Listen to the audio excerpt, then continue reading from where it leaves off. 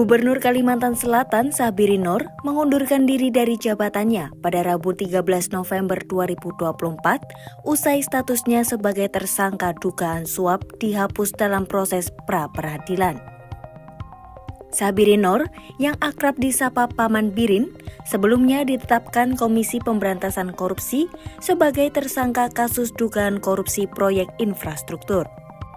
Menyusul mundurnya Paman Birin ini, Sekretaris Daerah Kalsel Roy Rizali ditunjuk ke Mendagri sebagai pelaksana harian gubernur.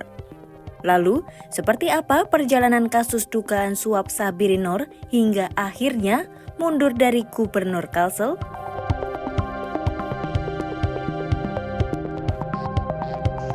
Kasus yang menjerat Sabiri Nur berawal dari operasi tangkap tangan yang dilakukan KPK pada Sabtu 6 November 2024. KPK mengamankan sejumlah pejabat pemerintah Provinsi Kalsel dan pihak swasta dalam OTT tersebut. Mereka kemudian ditetapkan sebagai tersangka kasus dugaan suap pengadaan barang dan jasa di Dinas Pekerja Umum dan Penataan Ruang atau PUPR Provinsi Kalimantan Selatan. Pejabat Kalsel tersebut yakni Kepala Dinas PUPR Kalsel Ahmad Solhan, Kepala Bidang Cipta Karya Kalsel Yulianti Erlinah, Pengurus Rumah Tauhid Darussalam Ahmad, dan PLT Kepala Bagian Rumah Tangga Gubernur Kalsel Agustia Febri Andrean. Selain itu, ada dua pihak swasta yang turut ditetapkan sebagai tersangka, yaitu Sugeng Wahyudi dan Andi Susanto. KPK kemudian mengeluarkan surat perintah penangkapan terhadap Sabiri Nur dan menerbitkan larangan bepergian ke luar negeri.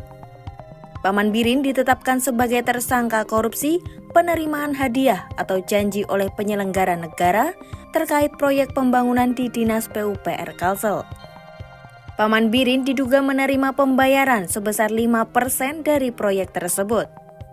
Namun, pada Rabu 6 November 2024, Sabiri Nur tidak datang untuk menjalani pemeriksaan di KPK meski menerima surat pemberitahuan dimulainya penyidikan.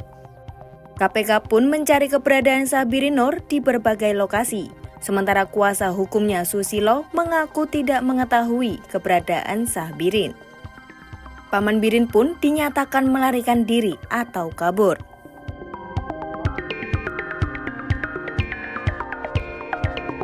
Melawan penetapan tersangka oleh KPK, Sabirin mengajukan permohonan pra-peradilan ke PN Jaksel.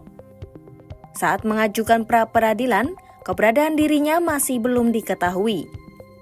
Sidang putusan pra-peradilannya dibacakan Selasa 12 November 2024. Sehari sebelumnya, Sabirin mendadak muncul memimpin apel di kantor Gubernur Kalsel.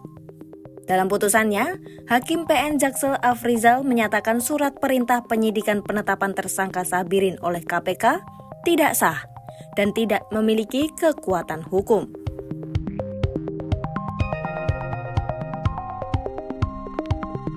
Setelah status sebagai tersangka dugaan suap digugurkan Hakim Sidang Pra-peradilan, Sabiri Nur mengundurkan diri sebagai Gubernur Kalsel. Pengumuman pengunduran dirinya itu disampaikan di hadapan ratusan pegawai ASN di Gedung Idam Khalid, Kantor Sekretariat Daerah Kalsel, Rabu 13 November 2024. Saat itu, dia mengaku sudah mengirimkan surat pengunduran dirinya ke Presiden Prabowo Subianto.